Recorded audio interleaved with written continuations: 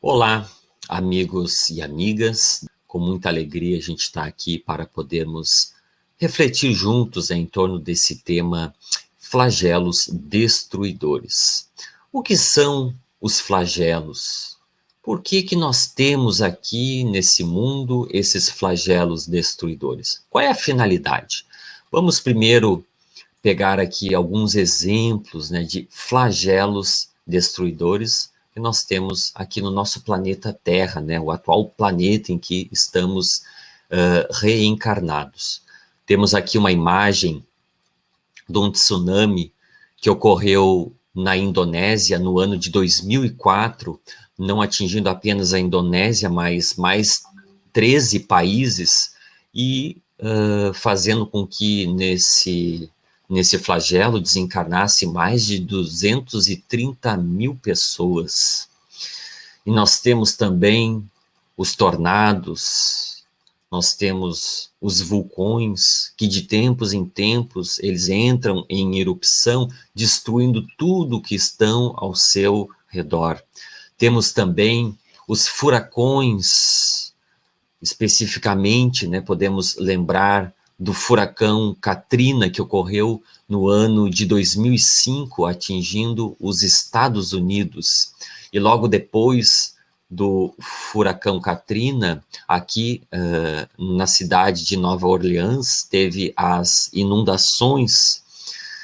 Nessa cidade aqui, desencarnou aproximadamente 1.800 pessoas.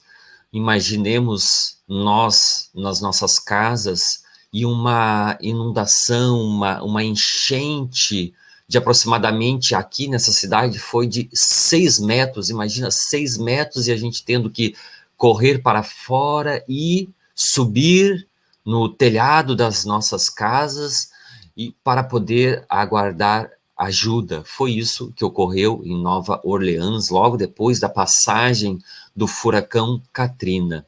Esses exemplos e tantos outros que nós temos que ocorrem aqui no nosso planeta Terra, como, por exemplo, as epidemias, as pandemias, uma que a gente conhece muito bem, que está no seu estágio, nessa fase, nesse momento, em que a gente está gravando essa exposição.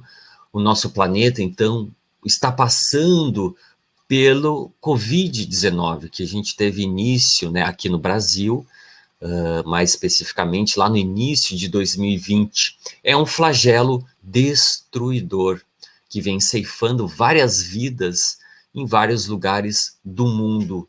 Mas por que esses flagelos? Para nos auxiliar nessa reflexão, a gente vai pegar então uma questão que está no Livro dos Espíritos, naquela parte que fala da lei de destruição, a questão 737. Aí diz assim: com que fim Deus castiga a humanidade por meio de flagelos destruidores? Por quê? Com qual fim? E a resposta: para fazê-la progredir mais depressa. Já não dissemos que a destruição é necessária para a regeneração moral dos espíritos? Que em cada nova existência sobem mais um degrau na escala da perfeição? É preciso que se veja o objetivo para se poder apreciar os resultados.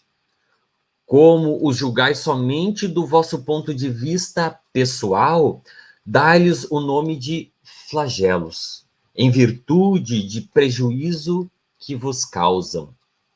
No entanto, muitas vezes esses transtornos são necessários para que mais depressa se chegue a uma ordem melhor das coisas, e para que se realize em alguns anos o que teria exigido muitos séculos. Olha só que interessante essa resposta que está no Livro dos Espíritos, que foi respondida pelos espíritos superiores. para fazê-la progredir mais depressa. Se resolve, se proporciona um progresso em alguns anos, o que teria levado, ou que poderia levar alguns séculos. Vejamos que interessante. A gente pode imaginar que esses flagelos, eles são como se fosse uma proposta educativa ou reeducativa, um processo pedagógico para poder auxiliar nós, aqueles que nos mantemos muitas vezes cristalizados, paralisados, deixando para depois certas coisas que são nossos deveres, do nosso aprimoramento, de nos ajudarmos uns aos outros, e muitas vezes a gente vai deixando o que de fato é mais importante aqui na reencarnação, que é para o nosso progresso, para o nosso aperfeiçoamento, para nos desenvolvermos intelectualmente, moralmente, mas muitas vezes nós ficamos nos fixando em coisas que não são necessárias, que são fúteis. Então, para poder ocorrer um certo chacoalho em nós, um movimento, um despertamento para podermos despertar do sono da ignorância, existem esses flagelos que são uns impulsionadores para nós podermos progredir mais depressa.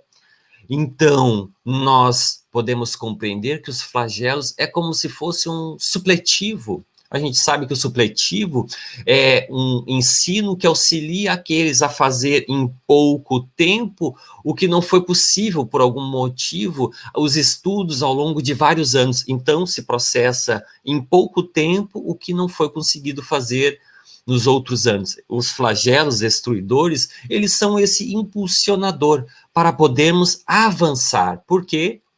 A gente sabe que existe uma lei, que é a lei do progresso. Não tem como nós ficarmos paralisados. Nós temos que avançar. Aproveitando com relação a essa reflexão, só vou fazer aqui uma ponte, juntamente lá com a lei de progresso, lá na questão 783, que diz assim: o aperfeiçoamento da humanidade segue sempre uma marcha progressiva e lenta. Aí os espíritos superiores respondem assim: há o progresso regular e lento, que resulta da força das coisas. Quando, porém, um povo não progride tão depressa quanto deveria, Deus o sujeita de tempos em tempos a um abalo físico ou moral que o transforma.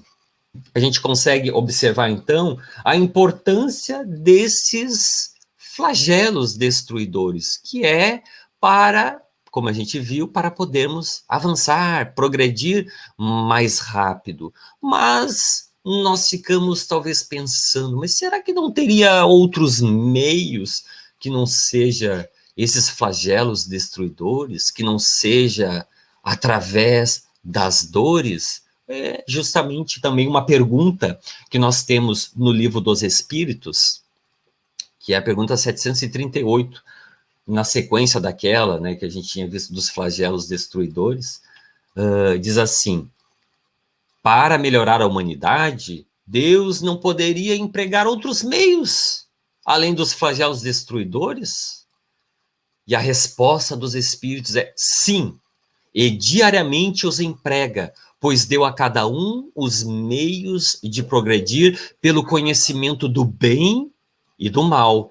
É o homem que não se aproveita desses meios. Vamos pensar um pouquinho, meus amigos, principalmente nós espíritas, que possuímos muitos livros que conseguem nos ajudar a compreender, a discernir o certo do errado, da lei divina, das leis naturais, mas mesmo com esse conhecimento, muitas vezes a gente acaba optando pela porta larga, ao invés de ir pela porta estreita da renúncia, da caridade, do amor. A gente fica indo por aquela porta onde vai a grande maioria das facilidades, das aflições que elas ocasionam. Se nós pararmos para pensar, o Espiritismo, só nas obras de Allan Kardec, levando em consideração a Revista Espírita, que são vários volumes, são mais ou menos 7.000 páginas de instruções, de esclarecimentos que nos ajudam a compreender a lei divina, compreender o que nós temos que fazer aqui na Terra e o que nós não temos que fazer. Aquilo que nos ajuda a dar uma alegria e aquilo que nos causa embaraços, que nos causam infelicidade. Mas mesmo sabendo, a gente acaba não vivendo esses ensinos, não aproveitando. Então, é necessário, às vezes, esses impulsionamentos, essas propostas educativas para nós avançarmos. A gente citou, por exemplo, das obras de Allan Kardec, mas também as obras de Francisco Cândido Xavier, são mais de 400 obras psicografadas. Vejamos quantos livros, através do Divaldo, mais de 200 livros e tantos outros médiums importantes do movimento espírita. Há muita informação para nós, mas nem sempre nós aproveitamos como deveríamos. Mas a gente está, de certa forma, né, aprendendo através dos nossos erros também, dos acertos e dos erros. Eu me lembro do Chico Xavier, que ele diz que todos nós evoluiremos desidratando, seja pelo suor do trabalho ou pelas lágrimas do sofrimento. Somos nós que escolhemos. Como é que será o nosso meio de evolução? Será pelo suor do trabalho? Esse trabalho está relacionado à ação no bem, está relacionado ao trabalho íntimo, ao dever primeiro que a gente tem de nos conhecermos, de avaliarmos as nossas más tendências, removendo em nós tudo aquilo que causa aflição para nós e para os outros, esse trabalho, esse suor, ou pelas lágrimas do sofrimento. É uma opção que todos nós temos. E vamos também fazer uma reflexão em torno do Covid-19, que está em curso nesse momento aqui no planeta Terra. Será que nós estamos aproveitando para o nosso crescimento individual e coletivo? A gente pode até avaliar um marco antes do Covid-19 na nossa vida e depois do Covid-19, ou nesse tempo que agora nós nos encontramos. Será que nós aprendemos? Será que nós conseguimos avançar, evoluir um pouquinho mais depressa? Aproveitamos essas experiências? Ou agora que os casos de infecções, os casos de mortes pela Covid-19, que está aparentemente algumas coisas voltando ao que era antes, mas será que nós voltaremos a ser o que nós éramos antes? Não podemos ser o que nós éramos antes. Nós temos que ser melhores do que antes da vinda desse flagelo destruidor que está sendo o Covid-19. E dentro desse tema da pandemia, da epidemia também, eu me recordo fazer um apontamento aqui, uma reflexão final desse momento nosso aqui, lá na Revista Espírita, que tem uma parte que fala da epidemia que teve na Ilha Maurício. Aí nós temos um espírito que havia se comunicado e falado, trazendo alguns apontamentos sobre essa epidemia que teve nessa ilha. E ele trouxe uma parte que eu quero compartilhar com vocês, que eu acho bem interessante. Ele dizendo assim, entramos cada vez mais no período transitório. Isso lá na época, no ano de 1868, o que se dirá agora, né, nessa época de transição planetária, que deve levar à transformação orgânica da Terra e à regeneração de seus habitantes.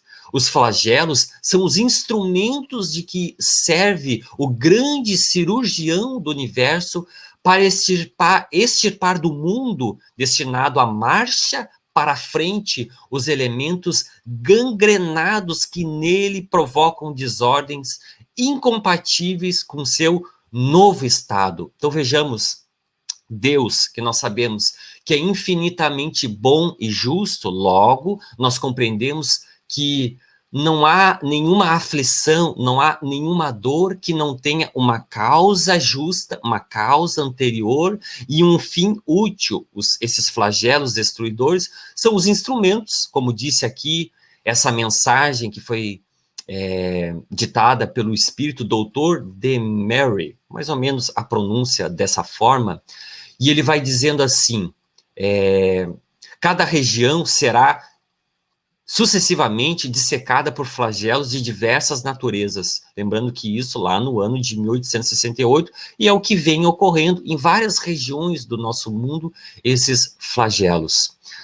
Aqui a epidemia, sob todas as suas formas, ali a guerra, a fome, cada um deve, pois, preparar-se para suportar a prova nas melhores condições possíveis, melhorando-se e se instruindo, a fim de não ser surpreendido de improviso.